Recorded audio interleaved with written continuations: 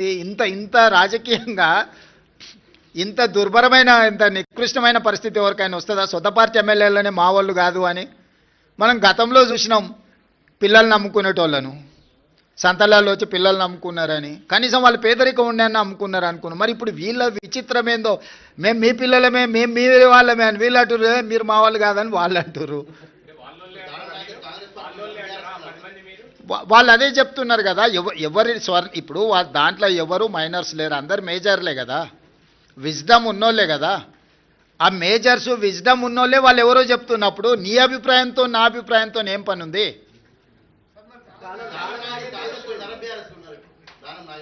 నాగేందర్ గారు చెప్తారు కదా, మీరు అడగండి చెప్తాం, మీరు అడిగిండ్రు అని చెప్పి. ఎస్ అమర్ గారు, అమర్ గారు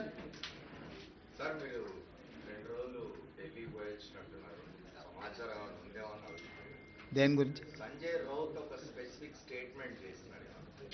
డిసెంబర్ 19 నాడు ప్రైమ్ మినిస్టర్ మారబోతున్నాడు, లేదు. ప్రైమ్ మినిస్టరే దేశంలో లేడు, ఆయనే విదేశాలలో ఉన్నాడు. అసలు 19 లోపల వస్తాడో రాడో కూడా నాకు సమాచారం లేదు. కాబట్టి మార్పు గురించి ఐ డోంట్ నో. అంటే ఆయన స్టేట్మెంటు నా దృష్టిలో లేదు, మార్పు విషయం అసలే లేదు. ఎందుకంటే అది ఎల్పీ తీసుకోవాల్సిన, లెజిస్లేచర్ పార్టీ తీసుకోవాల్సిన నిర్ణయం నా దృష్టిలో లేదు.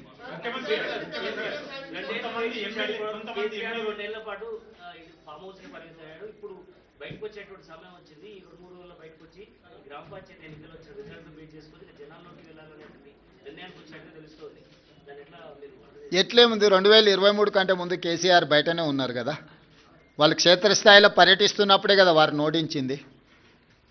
వారు క్రియాశీలక రాజకీయాలలో ఉన్నప్పుడే కేసీఆర్ గారిని ఓడించి కాంగ్రెస్ పార్టీ అధికారంలోకి వచ్చింది. ఇప్పుడు వారు క్రియాశీలక రాజకీయాలలోనే లేరు. గజ్వేల్ అసెంబ్లీలోనే కాంగ్రెస్ పార్టీ మెజారిటీ గ్రామ పంచాయతీలు గెలుచుకున్నది. అంటే గజ్వేల్ నియోజకవర్గ ప్రజలు కూడా కేసీఆర్ గారు క్రియాశీలక రాజకీయాలలో లేరు, రాజకీయాలతో వారికి సంబంధం లేదు. ఒకవేళ ఉన్న గజ్వేల్ శాసనసభ సభ్యుడిగానే వారి వల్ల ప్రయోజనం లేదని ప్రజలు ఈరోజు తీర్పిచ్చిండ్రు. గజ్వేల్ నియోజకవర్గ ప్రజలే కేసీఆర్ నాయకత్వాన్ని తిరస్కరించి అక్కడ కాంగ్రెస్కు మెజారిటీ గ్రామ పంచాయతీలు ఇచ్చిన తర్వాత ఇంకా ఏదో అద్భుతం జరుగుద్ది అని, అల్లావుద్దీన్ అద్భుత దీపం వస్తుంది అని ఆశిస్తే అది ఆశావాహుల యొక్క అభిప్రాయం. నేను కొత్తగా చెప్పడానికి ఏం లేదు. ఏం ప్రభాకర్?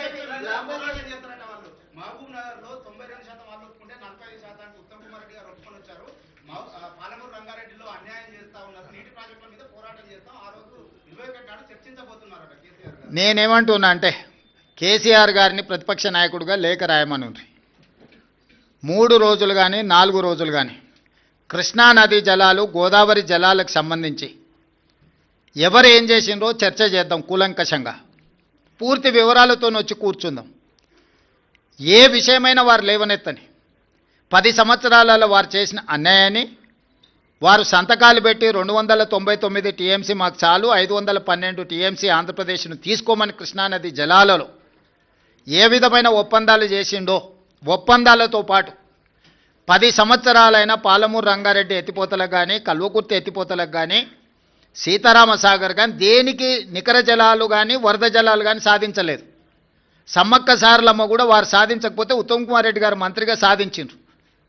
ఈరోజు ఏదైనా పక్క రాష్ట్రం నుంచి మన హక్కులను సాధించినామంటే మేము అధికారంలోకి వచ్చిన తర్వాతనే. వీటన్నిటి మీద వారు లేనప్పుడు పత్రికా సమావేశాలలో మాట్లాడడం నాకు ఇష్టం లేదు. నేను సూటిగా వారితోని చర్చను ఆహ్వానిస్తున్నా. చంద్రశేఖరరావు గారు బీఆర్ఎస్ ఆఫీస్ కార్యాలయంలో చర్చించడం కాదు, వారు అడిగితే ఎప్పుడంటే అప్పుడు ప్రత్యేక సమావేశాలు ఏర్పాటు చేస్తా. కృష్ణా గోదావరి జలాల మీద చర్చ చేద్దాం, పూర్తి వివరాలను వాస్తవాలను ప్రజలకు వివరిద్దాం. ఈరోజు ఉమ్మడి రాష్ట్రానికంటే కూడా తీరని ద్రోహం చేసింది బీఆర్ఎస్, చంద్రశేఖరరావు గారు. ఆధారాలతో సహా మొత్తం సభలో చర్చకు మేము పెట్టడానికి సిద్ధంగా ఉన్నాము. వారు సభకు వచ్చి చర్చించి నిజంగానే మా వైపు నుంచి ఏమైనా లోపం ఉంటే వారిని ప్రశ్నించమని నేను సవాల్ విసురుతున్నా. బురద జల్లుతాం పారిపోతామంటే ప్రజలు అన్ని గమనిస్తున్నారు. ప్రజలు ఎవరు అమాయకులు లేరు. నిన్న రిలీజ్ అయిన క్యాగ్ రిపోర్ట్ ప్రకారం పోయినసారి కంటే ఈసారి చాలా మెరుగు పొజిషన్, దాదాపు 7% వృద్ధి ఉన్నది. అంటే ఈ కండిషన్ లో మీరు ఏమన్నా ఈ బకాయిలు ఏవైతే ఉన్నాయో అవన్నీ కనీసం ఇప్పుడైనా చెల్లిస్తారా? ఏం బకాయి? నీకేం బకాయి ఉంది రాహుల్? 35,000 కోట్లు సార్. ఎవరికి? డిస్కమ్లకు. డిస్కమ్లక చేద్దాం. 35,000 కోట్లు. నేను ముందే చెప్పిన ఆదాయం పెంచుతాం, పేదలకు పంచుతామని. వారు చెయ్యంది, మేం చేసింది సన్నబియ్యం 200 యూనిట్లు ఉచితం, 21,000 కోట్ల రూపాయల రైతు రుణమాఫీ, 9,000 కోట్ల రూపాయలు 9 రోజుల్లో రైతు భరోసా, 22,500 కోట్ల రూపాయలు 4,50,000 ఇందిరమ్మ ఇండ్లు.